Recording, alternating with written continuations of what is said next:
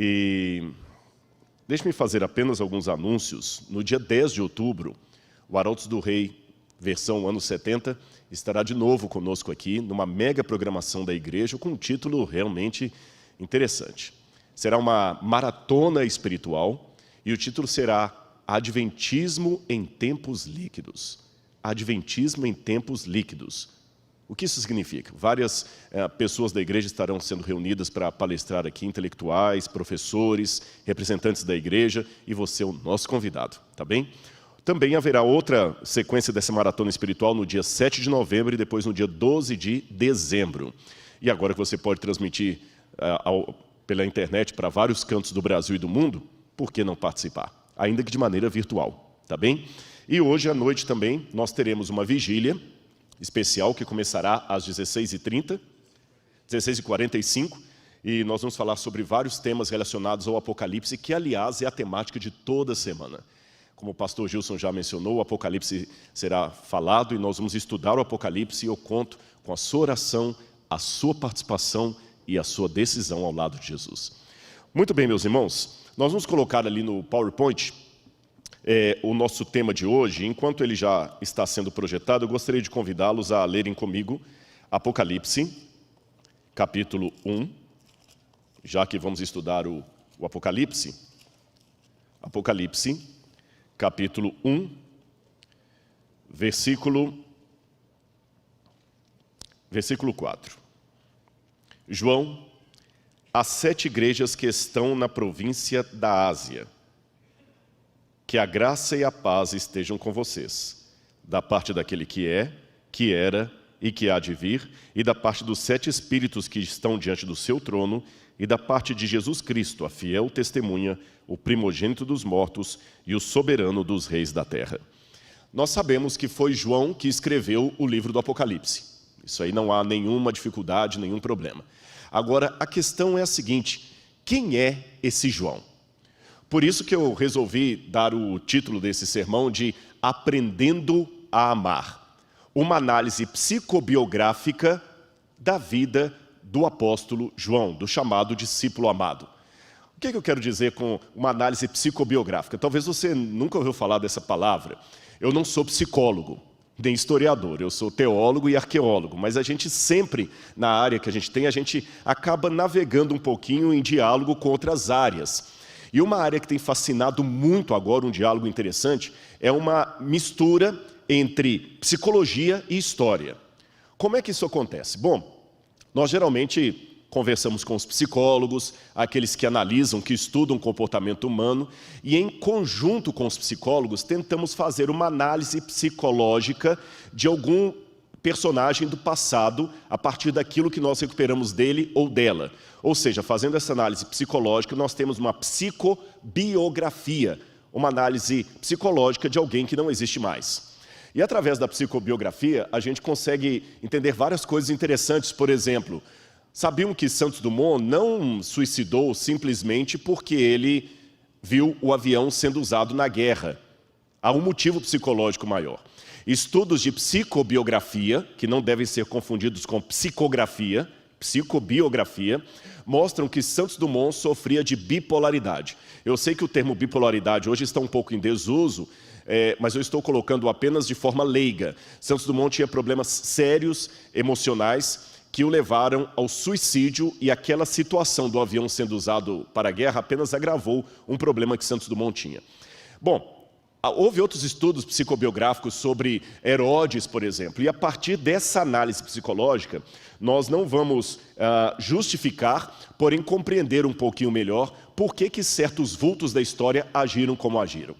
E o que a gente pode aprender então sobre o apóstolo João? Vamos ver então. Quem era João, cognominado o discípulo amado? Pegue a sua Bíblia, se você está acompanhando em casa, corra agora, pegue a Bíblia e aproveite, enquanto você está aqui, saia um pouquinho aí do canal, mande um WhatsApp para os seus amigos. Gente, liga agora lá no canal da TV UNASP Campus São Paulo, e assista essa mensagem sobre o apóstolo João. Na verdade, será uma pregação, um estudo, um reavivamento para a honra e glória de Deus. Quem era o apóstolo João? Você tem aí, no quadro, está mostrando para você um mapa da Galileia. a região de onde veio João. Você pode ver ali o mapa da Galileia, você tem em cima o mar da Galileia, tá certo? Descendo o mar da Galileia, você tem o rio Jordão, que desemboca aqui no Mar Morto. E você tem, no entorno do mar da Galileia, o nome Cafarnaum, está escrito Capernaum. Capernaum ou Cafarnaum é uma cidade onde Jesus iria morar. João provavelmente não era de Cafarnaum, ele era de uma cidade próxima ali chamada Betsaida. Mas por alguma razão que nós não sabemos qual, João mudou-se para Cafarnaum. É uma coisa que eu tenho que também explicar já nessa manhã, que nós vamos trabalhar com fragmentos de história. Eu não tenho o quadro completo. Também quero que os irmãos tenham um pouco de paciência no sentido que algumas coisas que eu apresentarei aqui são hipóteses. Eu não sou inspirado por Deus para falar uma coisa do ponto de vista profético. Eu também não estive lá na época, mas nós tentamos reunir algumas hipóteses. E quer que eu já adiante alguma delas? Você sabia que provavelmente João, o discípulo amado, era parente de Jesus? Não, Rodrigo, eu já estou na igreja há mais de 50 anos, eu nunca li isto. Você saberia dizer com que idade, mais ou menos, João começou a seguir Jesus? Será que dá para ter alguma inferência a partir da Bíblia? Antes de responder essas perguntas, vamos voltar ao mapa do Mar da Galileia. Aquela região ali, pessoal, era um barril de pólvora. Por quê? Porque muitos judeus que eram revolucionários, rebeldes, que queriam fazer revoluções contra Roma, eram oriundos da região da Galileia. A Galileia era tão desprezada pelos judeus aqui do sul, que eles diziam até que um galileu não poderia jamais ler a Torá numa sinagoga, porque a pronúncia dele iria desonrar a palavra de Deus. É porque eles diziam que os judeus da Galileia tinham um sotaque muito carregado. Tanto é que, certa feita, quando Jesus estava sendo julgado, Pedro foi reconhecido por uma das empregadas ali na casa do sumo sacerdote por causa do jeito de Pedro falar. Ele falava como alguém que era da Galileia. Lembra a pergunta, será que se levanta profeta na Galileia? Até um dos preconceitos contra Jesus era isso. Mas vamos deixar Jesus um pouco, vamos falar de João. João era daquela região.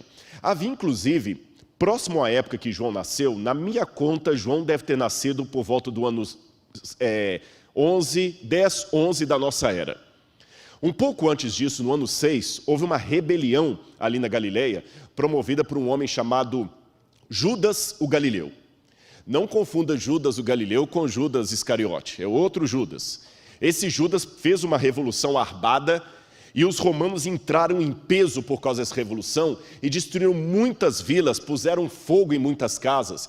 Esse quadro que vocês estão vendo aí é um quadro artístico, evidentemente, mas ele dá uma ideia de como seria uma vila da Galileia naquela época.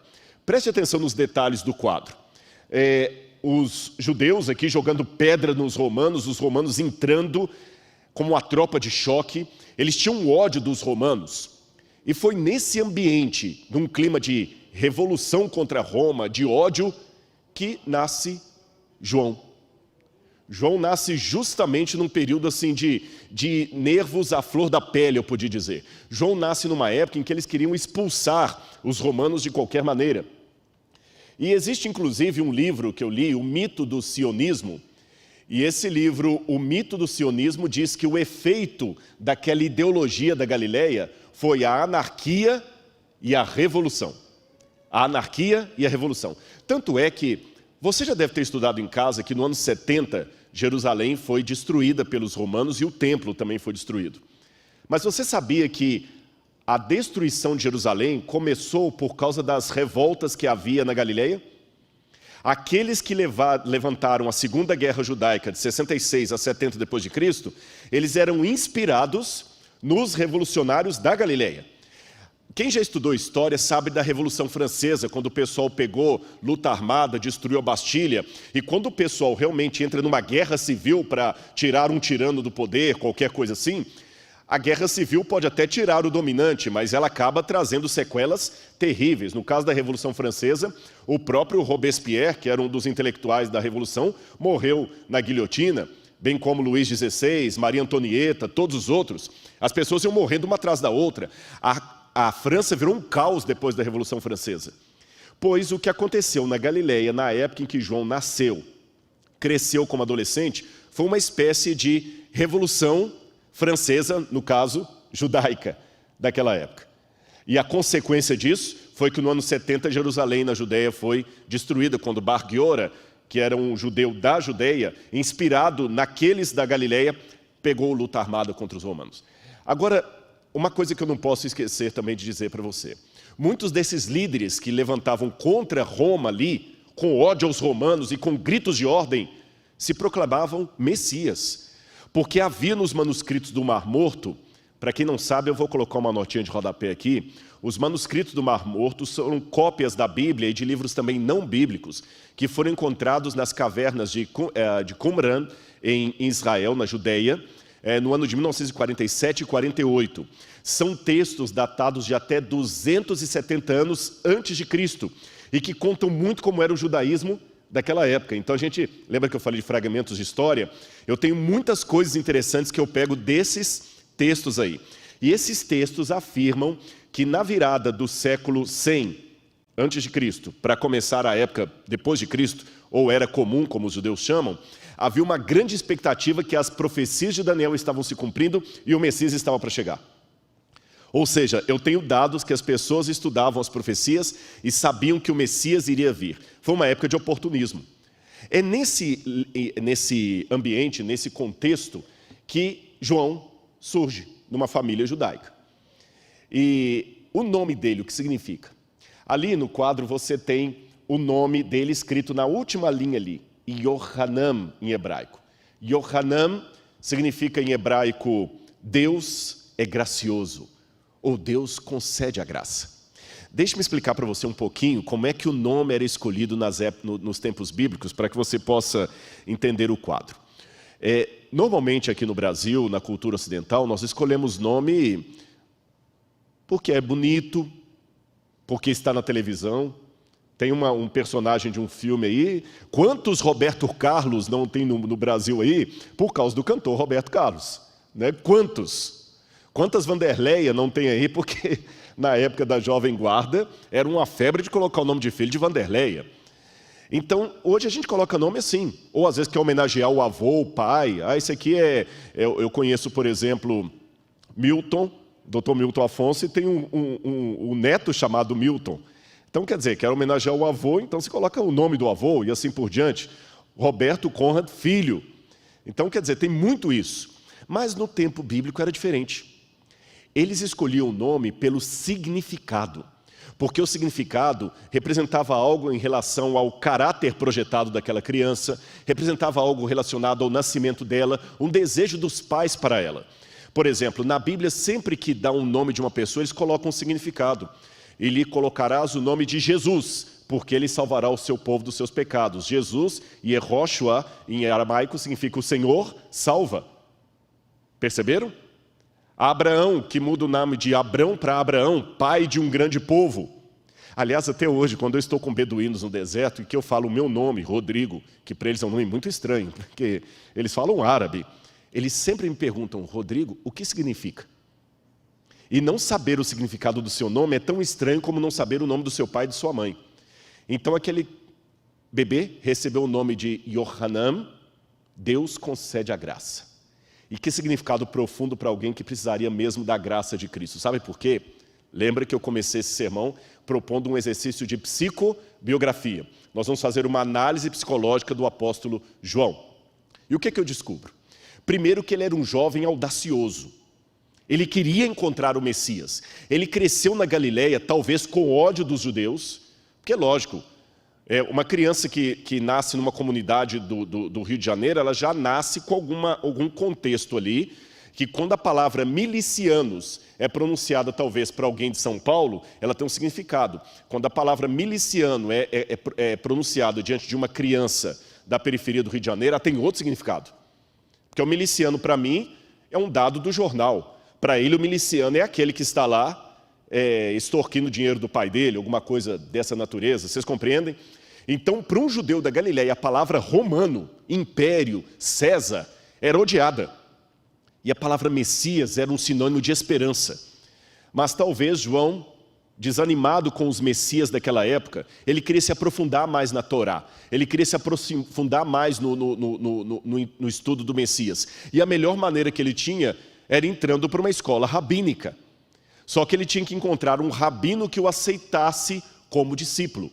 João não era de uma família de elite, ele não tinha dinheiro para pagar grandes cursos, para ir para uma escola em Jerusalém.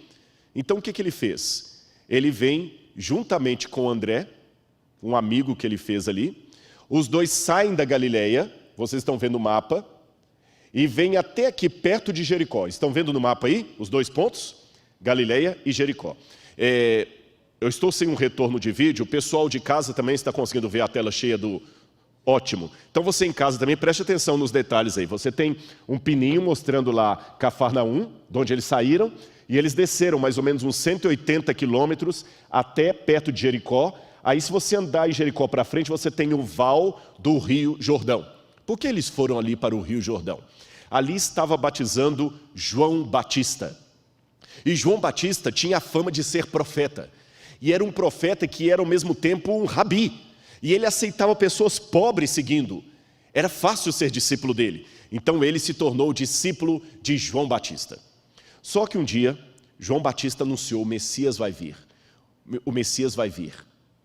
E ele estava esperando esse Messias. E de fato um dia o Messias veio e foi batizado por João Batista. Quando Jesus foi batizado por João Batista, no dia seguinte, Jesus passou e João Batista falou: olhem, o Cordeiro de Deus que tira o pecado do mundo, é a ele que vocês devem seguir. Ele e o seu colega, na mesma hora, foram seguir Jesus. E quando Jesus parou: o que vocês procuram? A gente quer saber onde é que o Senhor mora. E eles então se tornaram os primeiros discípulos do Rabino Jesus. Qual seria a idade de João nessa época? Eu vou dizer para os irmãos que, na minha opinião, João deveria ter entre 15 e 20 anos. Rodrigo, de onde você tirou isso? Eu nunca li isso no Desejado de Todas as Nações, nem... De onde você tirou que João deveria ter essa idade? Lembra que eu pedi a licença à igreja para levantar algumas hipóteses aqui. Simples. João não poderia, na minha opinião, ter mais de 20 anos por um episódio muito curioso. Se você ler no Evangelho, você vai ver em Mateus capítulo 17, que certa vez Jesus teve que pagar o imposto do templo. Ele estava com os 12. Mas dos 12, quem pagou o imposto do templo? Jesus e Pedro. E você que está em casa, raciocine, por que pagou só por Jesus e Pedro? Lembre que eles perguntaram: escuta, o Senhor e seus discípulos não pagarão o imposto do templo? Jesus falou: Pedro, vai lá, pesque um peixe. Ele tirou as 2 moedinhas, Jesus falou: Pedro, pague por mim e por você. Por que será que Jesus não mandou pagar por todos os discípulos? Vamos abrir a Bíblia em Êxodo capítulo 30, versos 11 a 16. Êxodo capítulo 30, versos 11 a 16. E você que está em casa, acompanhe na sua Bíblia comigo aí. Êxodo 30, 11 a 16. Quando o imposto do templo foi estipulado por Moisés, aqui na minha Bíblia diz assim: o Senhor disse mais a Moisés: quando você fizer recenseamento dos filhos de Israel, cada um deles dará ao Senhor o resgate de si próprio quando você fizer a contagem, para que não haja entre eles praga nenhuma quando você fizer a contagem. Todo aquele que for incluído na lista dará isto: 6 gramas segundo o peso padrão do templo, do santuário, que é de 12 gramas. Esses 6 gramas são a oferta ao Senhor. Todo aquele que for incluído na lista de 20 anos para cima.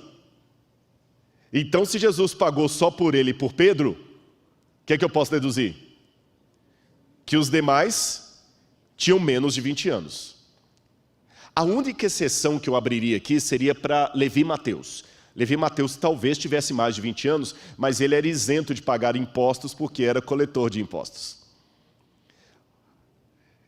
Então João não tinha mais do que 20 anos quando ele seguiu Jesus. E por que eu coloco não menos de 15? Porque de acordo com o Talmud, você tem o Pirkei Avot, que é a tradução dos pais. Lá diz assim: Judá ben Temá, aos 5 anos é atingido a idade para estudar Mikra, aos 10 anos a Mishnah, aos 13 para cumprir os mitzvot, que é o bar mitzvah, né, que é o filho do preceito, e aos 15 estudar o Talmud. Eu sei que isso é um pouco depois da época de Jesus, mas a gente deduz que na época de Cristo, a idade para o menino começar a estudar aos pés de um rabino era a partir dos 15 anos. Então, considerando que ele largou a Galileia procurando um rabino para estudá-lo, ele deveria ter mais ou menos os seus 15 anos, então entre 15 e 20 anos. Surpreendeu vocês? Porque em muitos filmes, a gente imagina o apóstolo João, todos os discípulos de Jesus com uma barba já assim, idosos, eram adolescentes que Jesus pegou. Olha quanta coisa pode ser feita pelos jovens. Olhem quantas coisas podem ser feitas pelos jovens. Percebeu? Agora, a juventude tem vantagens e desvantagens. Você sabe que um amigo meu dizia que o problema está nas pontas, né? Porque quando você começa, você às vezes está com muita empolgação, mas não tem experiência de vida. Às vezes lá na frente você tem experiência de vida, mas não tem aquela energia toda mais. E faltando a experiência de vida, o que acontece? O grande problema é que você às vezes vai ter o entusiasmo, mas por não ter a maturidade, vai acabar dando as mãos pelos pés. Querer resolver tudo na base da foice, e não é assim que a coisa funciona. E João, jovem, mas ele era muito afoito também. Se eu ler o que diz a Bíblia em Mateus capítulo 10, verso 2, lá fala o nome dos discípulos e diz assim: ora, o nome dos 12 apóstolos são estes: primeiro Simão, por sobrenome Pedro, e André, seu irmão. Tiago, filho de Zebedeu, e João, seu irmão. Se coloca desse jeito Tiago, filho de Zebedeu, e João, seu irmão, é que Tiago era mais velho. Porque na cultura da época, o nome do mais velho sempre vinha na dianteira. Então João era mais novo que Tiago. E a gente aprendeu alguma coisa. João tinha entre 15 e 20 anos quando seguiu Jesus. João tinha um irmão chamado Tiago. E como é que era o nome do pai dele? Zebedeu. Agora, João tinha um caráter tão grande. Lembra que eu falei dessa questão do nome ter algo a ver com a pessoa? O nome da criança é Jacó, porque ele segurou o calcanhar do outro ali. Yaakov, em hebraico, significa aquele que segura o calcanhar do outro, que engana. Por isso que Jacó tinha esse nome. Quando ele mudou de vida, não podia mais chamar Jacó, teve que se chamar Israel, e assim por diante. Jesus apelidou os dois irmãos, Boanerges, filhos do trovão. Ambiciosos desde o início, eles eram ambiciosos e explosivos. Teve uma certa situação em que uma vila samaritana não acolheu os discípulos. Eles disseram: Senhor, quer que a gente manda um raio descer para destruir? A gente pensa sempre em Pedro como sendo aquele irado, mas João não ficava atrás, irmãos. É porque a gente é muito pegado por esse discípulo amado. Ele falou tanto sobre o amor, a gente imagina um João muito doce, mas João era irado. João teve que domar a personalidade dele, o caráter dele na marra. Houve um episódio que a mãe de Tiago e João chegou a pedir a Jesus: Senhor, quando o Senhor estiver no seu reino, manda um filho meu ficar à tua esquerda, outro à tua direita. Eram ambiciosos. Sempre que havia brigas sobre quem era o maior do grupo, com certeza João estava entre eles. E será que João seria parente de Jesus? O que você acha? Geralmente, quando fala de João como parente de Jesus, a gente pensa em João Batista, que coloca como primo. Mas eu não estou falando de João Batista, eu estou falando do João que escreveu o Apocalipse. Então eu gostaria de convidar você que está em casa a acompanhar estas passagens da Bíblia aqui, onde eu de propósito deixei marcado algumas passagens, tá bem? Acompanhe com a gente aí, e quem está aqui na igreja vai acompanhando também. Se eu comparar o Evangelho de Mateus, Marcos e João, o relato da crucifixão, olha o que eu encontro. Entre elas, as mulheres que estavam ao pé da cruz estavam Maria Madalena, Maria, mãe de Tiago e de José, e a mulher de Zebedeu. Vamos ficar apenas com o relato de Mateus 27, 56. A mulher de Zebedeu era mãe de quem? Tiago e João.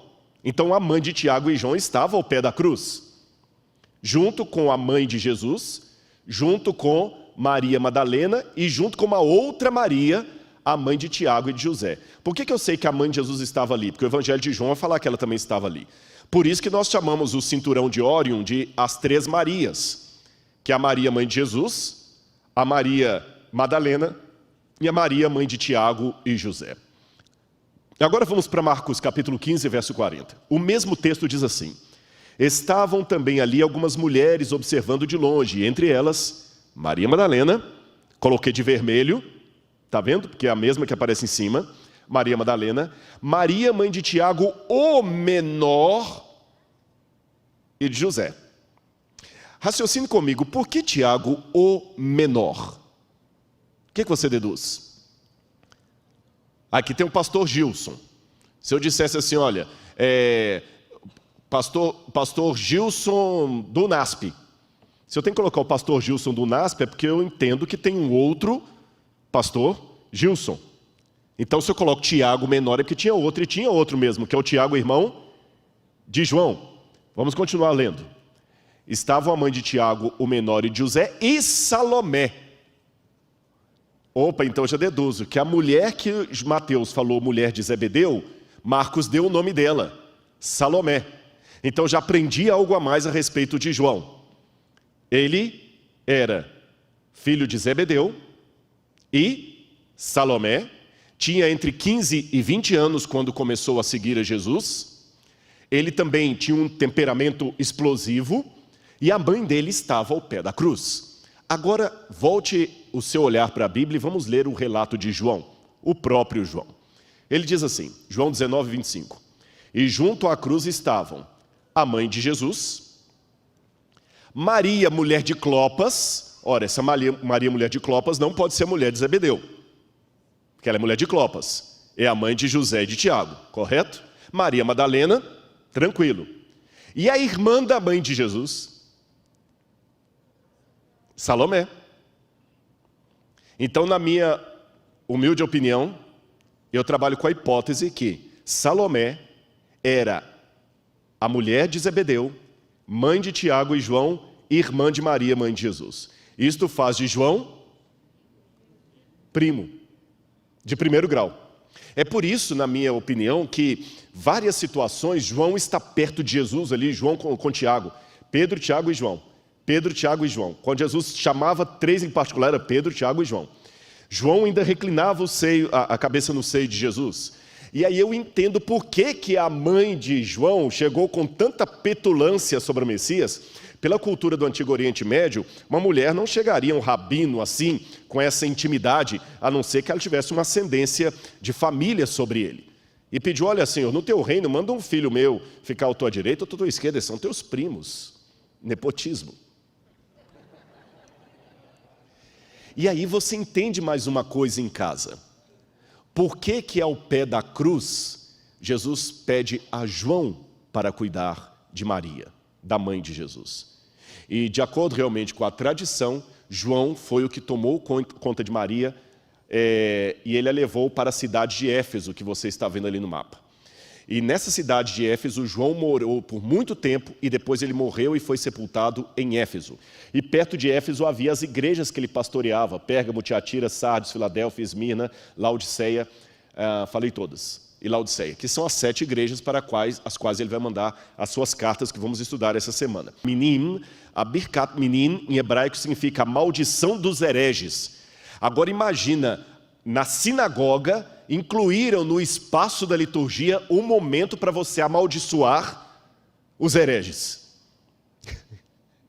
Imagine só, a ruptura com a sinagoga ficou muito grande. Aí eu entendo por que João escreve no Apocalipse a sinagoga de Satanás, aqueles que a si mesmos se declaram judeus e não o são.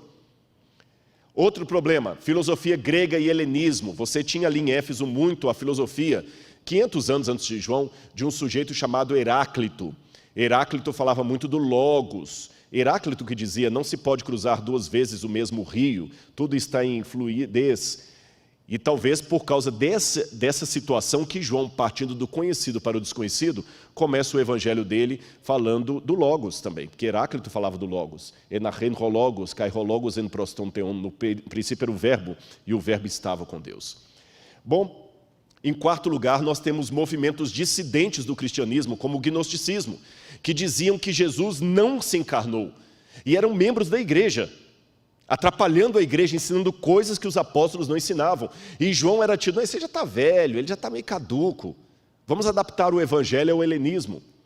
Número 5, ex-seguidores de João Batista, que agora vinham para a igreja cristã. Como o próprio João também tinha sido seguidor de João Batista, quando João Batista morreu, os seguidores dele ficaram perdidos, e o lugar mais próximo que eles tinham era uma igreja cristã, pastoreada por alguém que também seguiu a João.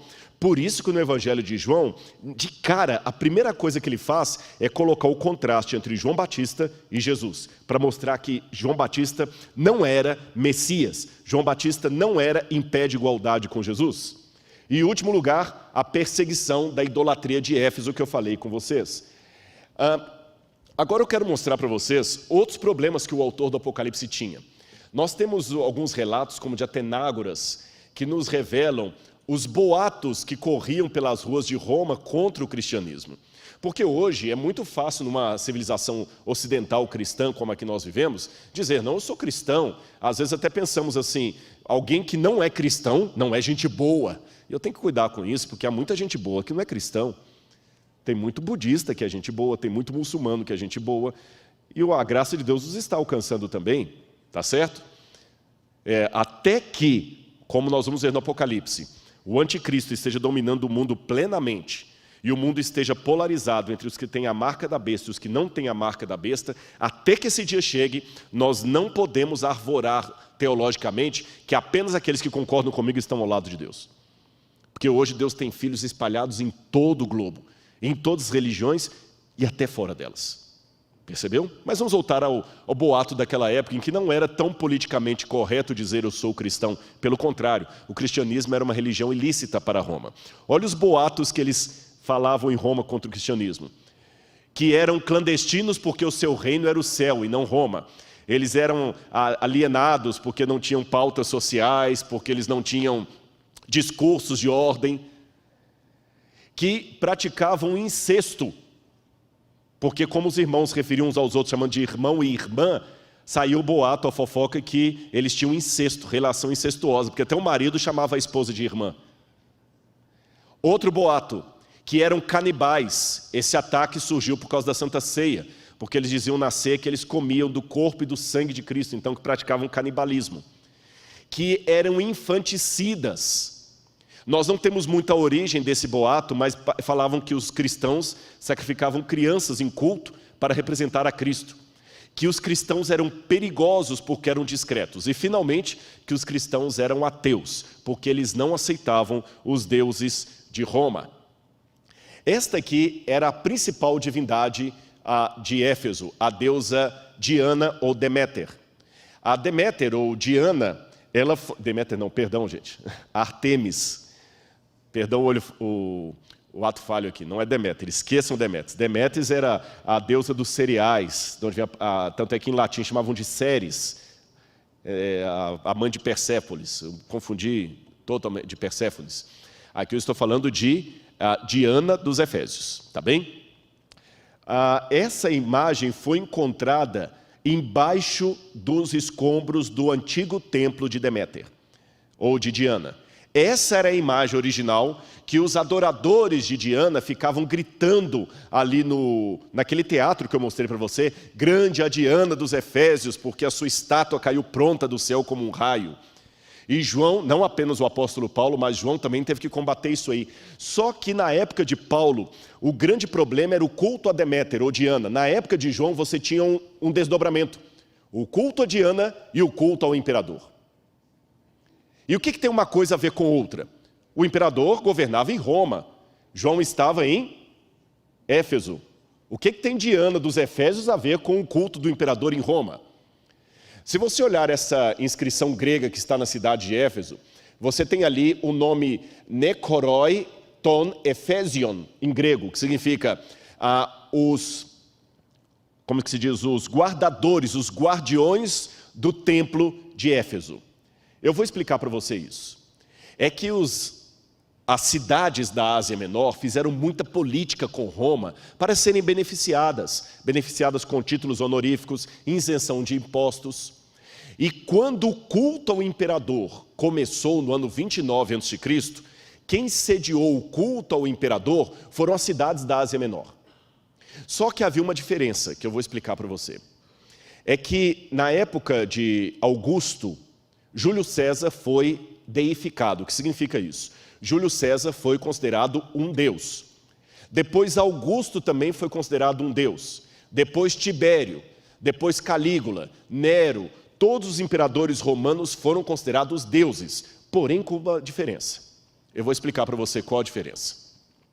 O imperador só era adorado como Deus após a sua morte. Depois que ele morria, acreditava-se que ele virava uma estrela no céu, então ele era glorificado como um Deus. Mas em vida, o imperador não era adorado como um Deus. Mas sabe o que aconteceu na época de Domiciano?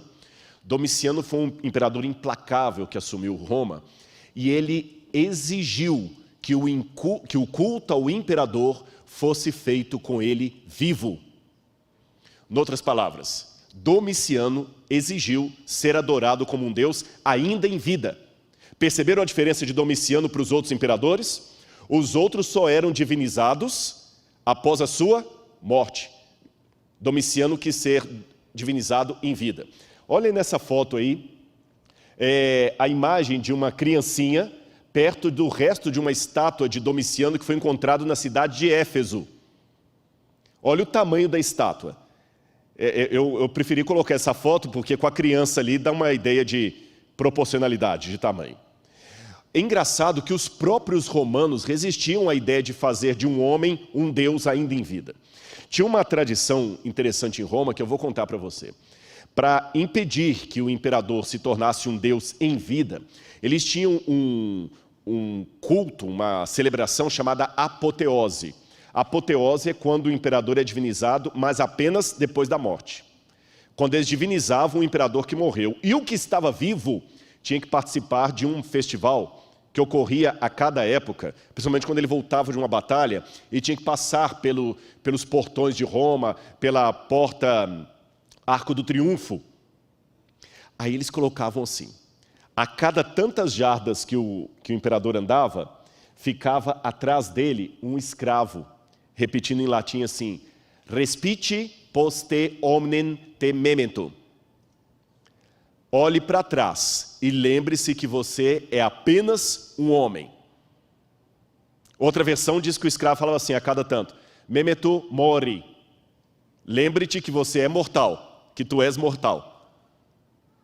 Você é mortal, você é homem, você é homem. E quando ele era aclamado como imperador, eles tinham até um costume interessante. Eles traziam para ele uma bandeja. E quando eles colocavam nessa bandeja, eles colocavam várias palmeiras, pegavam ramos de palmeira, porque a palmeira era um símbolo de vitória, e colocavam as palmeiras na bandeja. Agora, para quem é mais antigo que está me assistindo aí, eu quero que você talvez lembre de casa.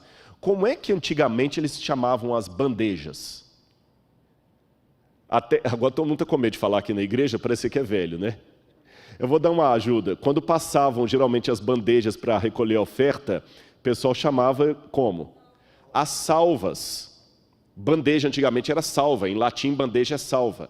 Então, como eles colocavam as palmeiras em bandejas, daí que veio a expressão uma salva de palmas. Perceberam? Daí veio a expressão uma salva de palmas. Mas sempre lembrando que o imperador é apenas um homem. João, evidentemente, foi contra isso aí.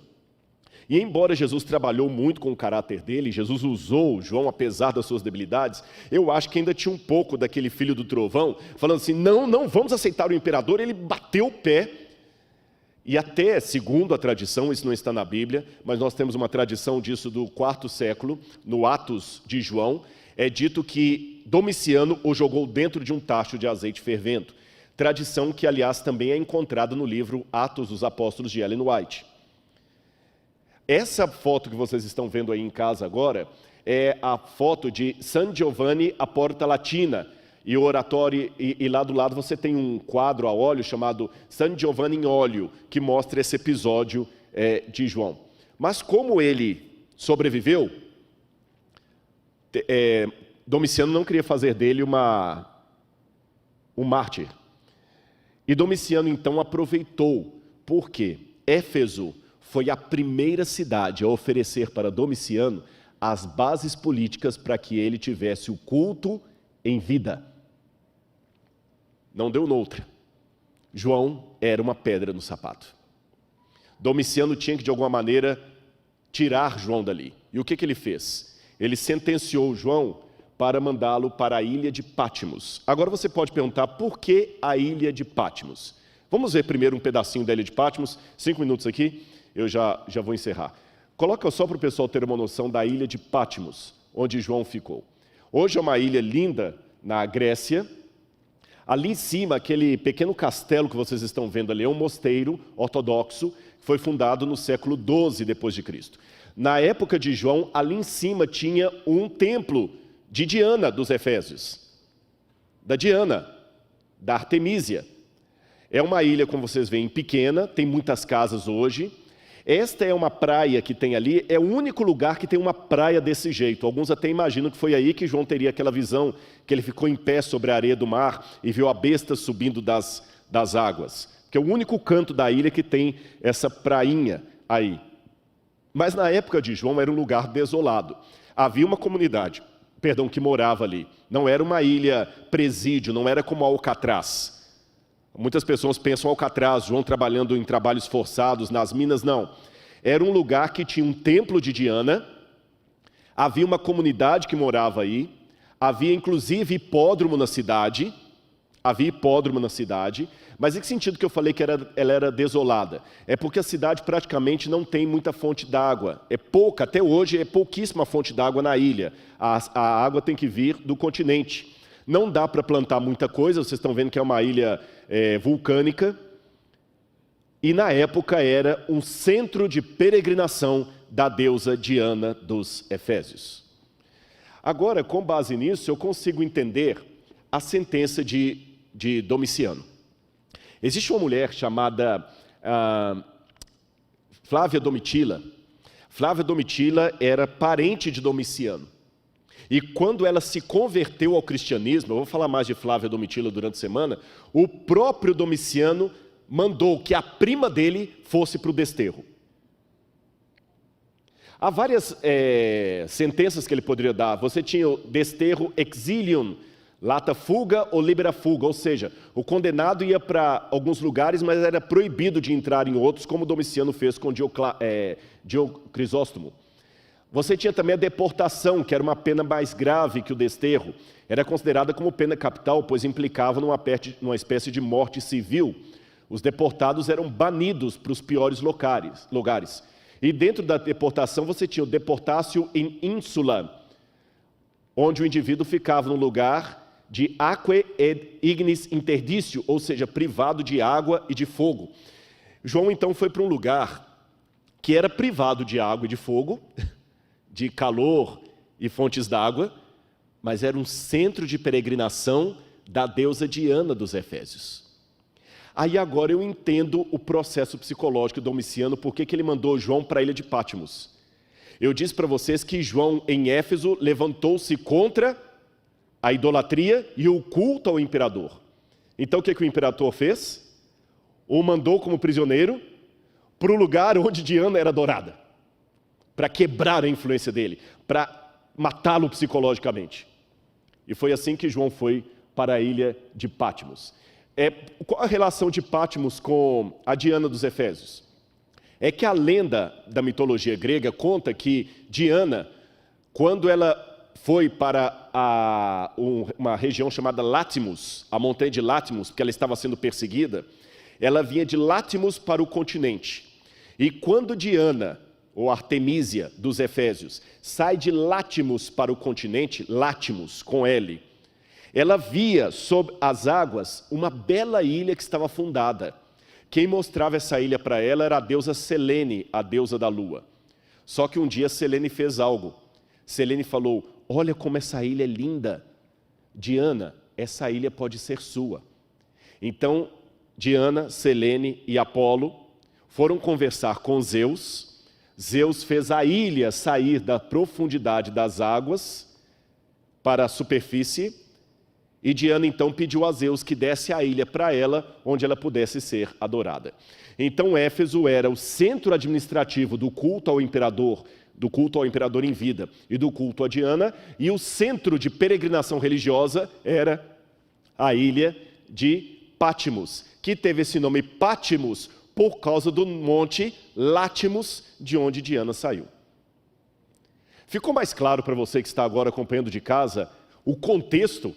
Por que João foi banido para a ilha de Patmos?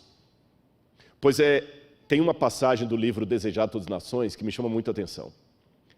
Ela diz, a autora, a extremidade do homem é a oportunidade de Deus. Foi ali naquela ilha que João teve a mais bela visão do juízo da volta de Jesus. Essa foto que vocês estão vendo aí é de um resto de uma torre de observação de romanos da ilha de Patmos. É uma das poucas coisas que nós temos que data da época de João. Quando eu vou a esse lugar, eu fico pensando, por essas escadas subiram soldados que vigiavam a ilha. Talvez algum deles entreteve diálogo com o apóstolo João.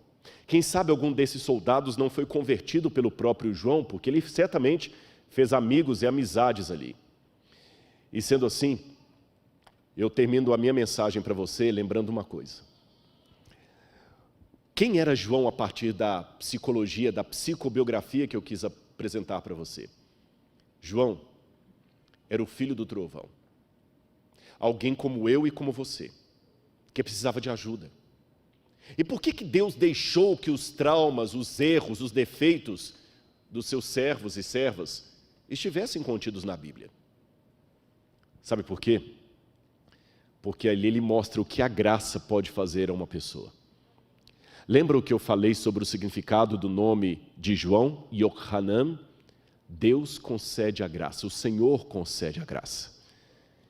E foi isso que João mais precisou em toda a sua vida, da graça de Deus para transformá-lo. E quando eu, Rodrigo, com todos os meus defeitos, pecados e vícios, olho para a Bíblia, eu vejo muito de mim naqueles homens e mulheres de Deus. Eu não digo isso com nenhuma arrogância, porque eles tinham virtudes, mas também tinham defeitos a serem corrigidos. Aí quando eu olho e falo, espera aí, Senhor, se há espaço para eles, há espaço para mim também. E você que está me assistindo agora em qualquer lugar do Brasil ou do mundo, se há espaço para mim, também há espaço para você.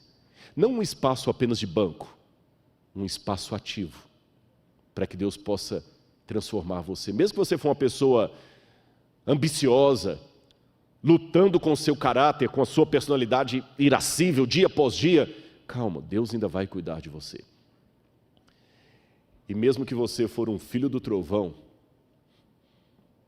Deus vai usar você, como usou João. E se algum dia você, mesmo fazendo bem, por amor a Cristo, for jogado numa ilha de Patmos, Ele vai estar com você. Ali Ele falou com João. Porque hoje eu estou pregando numa igreja confortável, tendo o prazer de ser apresentado como um pregador da igreja adventista, cantando com o quarteto Arautos do Rei, mas podem ter certeza, esse sermão foi preparado pouco tempo antes de eu subir a esse púlpito. Quando eu digo pouco tempo, não poucos minutos. É um sermão inédito, eu quero dizer.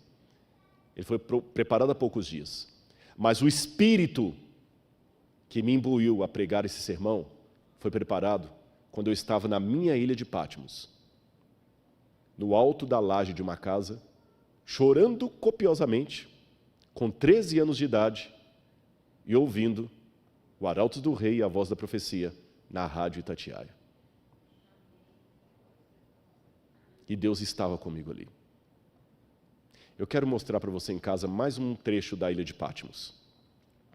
E eu quero terminar o meu sermão com mais essa imagem de Patmos. Patmos hoje é um lugar muito gostoso de se visitar. Pode colocar o play. Patmos tem um mar lindo. E eu confesso para vocês que quando eu vou a Patmos é difícil, por um lado, imaginar a angústia de João ali. Porque é um mar tão bonito. Mas olha como o símbolo pode variar de pessoa para pessoa. Aquele mar, que hoje para mim é tão bonito e que eu vejo tanta gente tirando foto ali, turistas do mundo inteiro, naquela época era o que separava João dos seus queridos. Aquele mar era sua prisão, era aquele mar que lembrava o que ele era, um prisioneiro de Jesus Cristo. Aquelas rochas cercadas de água por todo lado, eram que constantemente, manhã após manhã, o lembravam como ele estava longe daqueles que ele amava. E ele estava preocupado com a igreja. Será que os gnósticos vão tomar conta da igreja na minha ausência? Será que a igreja vai se perder? Será que Jesus não vai voltar? Será que nós nos equivocamos? E ele olhava para aquele alto onde hoje está o monastério e viu o templo de Diana, tão imponente, tão poderoso. E eu fico imaginando esse sentimento de João e traduzindo para hoje, que a gente vê a igreja parece tão pequena. O evangelho parece tão pequeno. Quem sou eu para competir com youtubers que ensinam coisas antibíblicas? E eu também olho para o mar que me aprisiona nesse mundo. Pode ser alegria para os turistas, mas para João, aquele mar, símbolo de povos, nações e línguas, era o que afastava dos seus entes queridos. É por isso que, de maneira triunfal, ao final do livro, ele diz: vi um novo céu e nova terra, porque o primeiro céu e a primeira terra passaram, e o mar já não existe. Não haverá mais distância, não haverá mais pranto, nem morte. E é com essa primeira promessa de João que eu inicio essa semana de oração sobre o Apocalipse. Você conheceu aqui João, o discípulo do amor, que teve que aprender na marra o que é amar e se sentir amado por Deus. E nesse momento eu quero que o Arautos cante novamente uma música que fala do amor de Deus. E onde quer que você esteja nesse momento, que o Espírito Santo possa chegar onde a voz do pregador não chega. E possa, talvez, convencer você da primeira verdade bíblica que você tem que aprender. Sabe qual é?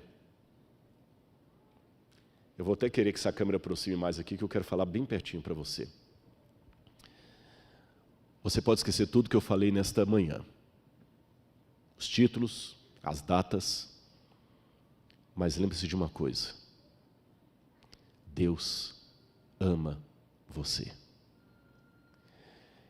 Essa foi a verdade teológica que eu tive mais dificuldade de aprender. Por problemas emocionais. Eu não entendia que Deus podia me amar. Quando eu descobri que Deus me amava, o meu primeiro desejo era falar isso para todos. E repito, Deus ama você. Jesus tinha 12 discípulos, mas João era aquele que reclinava a cabeça no seio de Jesus.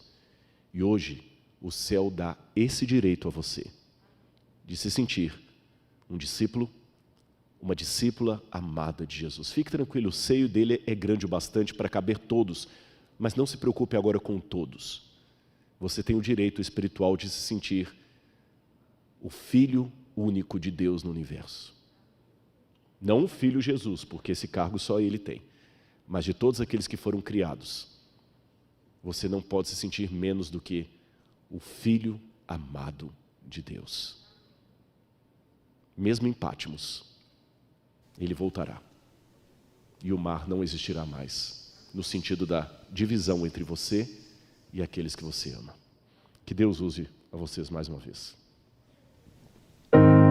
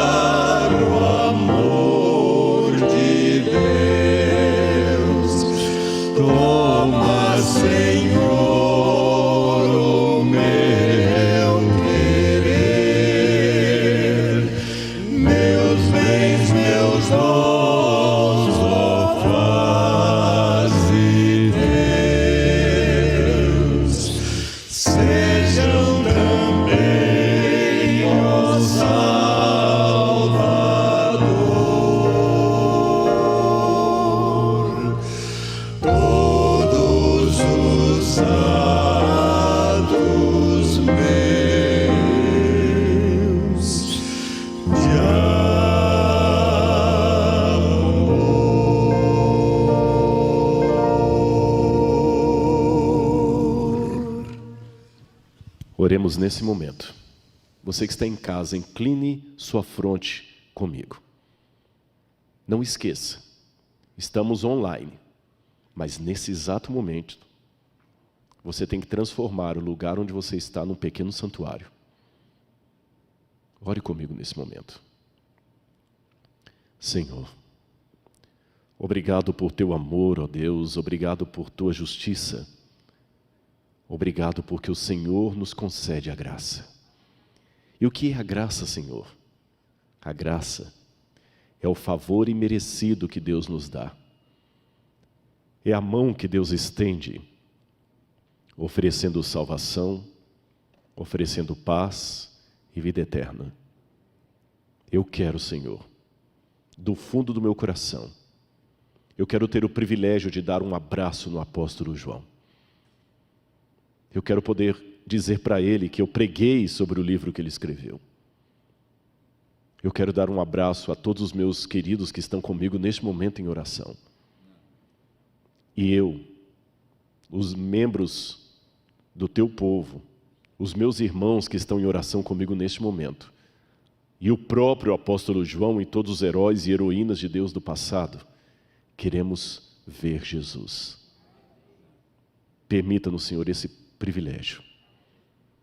E que durante essa semana o teu Espírito esteja conosco, tocando no coração de cada um e que traga um reavivamento pelo estudo do livro que João escreveu na ilha de Patmos, o livro do Apocalipse. Ele foi para ali, Senhor, talvez desacreditado, desanimado, cansado, fraco, com mais de 90 anos. Mas Deus pode usar um homem com mais de 90 anos para escrever um livro da Bíblia e para mudar a nossa vida. Usa-nos também, Senhor, por amor do teu nome. Amém.